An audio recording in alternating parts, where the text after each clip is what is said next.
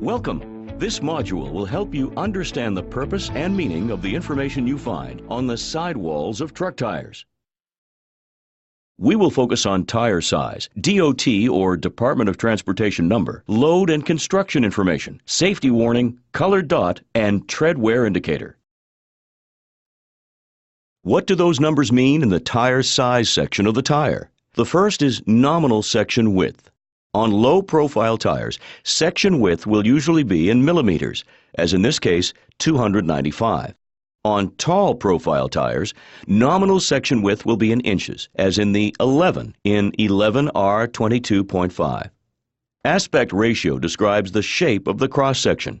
R indicates radial construction, and the final number is nominal wheel diameter in inches. Aspect ratio equals nominal section height divided by nominal section width times 100.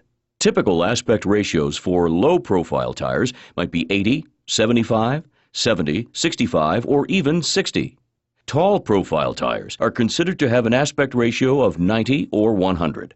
The lower the aspect ratio is, the lower the sidewall height. R indicates radial construction. Nominal wheel diameter in inches is measured from bead seat to bead seat, which is approximately the diameter of the hole in the tire.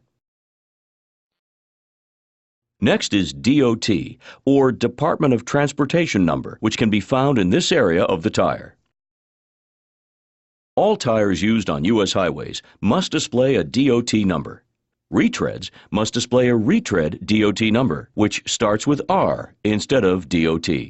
The manufacturing codes are the next three set of numbers/letters.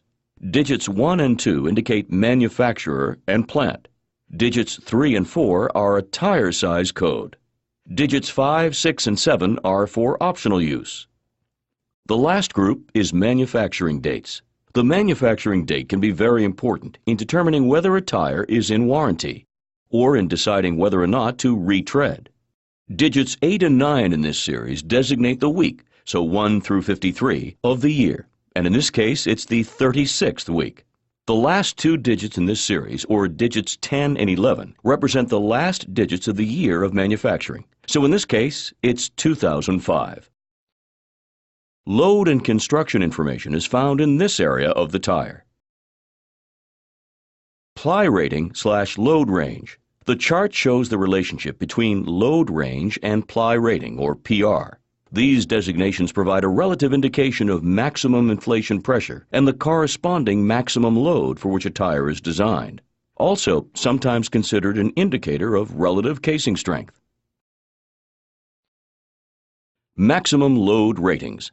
Maximum loads depend on inflation pressure and on whether the axle has a single tire and wheel assembly or duals, two bolted together.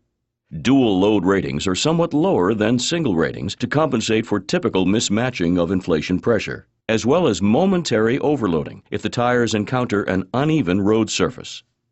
Do not exceed the load or inflation pressures shown on the tire sidewall. Lower inflation pressures may be used, but only with lighter loads. More detail is provided in manufacturer's load and inflation tables. Cold means that the tire has been run less than 1 mile during the past 4 or more hours. On an extended trip in hot weather, heat can cause tire pressures to rise by as much as 15 to 20%. Construction information.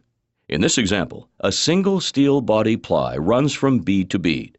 The sidewall, therefore, has 1 steel ply.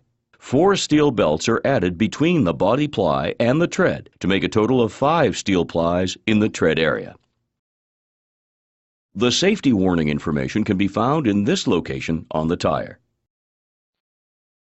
What is the yellow dot on the tire? You can help minimize the amount of weight needed to balance a tire and wheel assembly by mounting the tire so that its light balance point is matched up with the wheel's heavy balance point.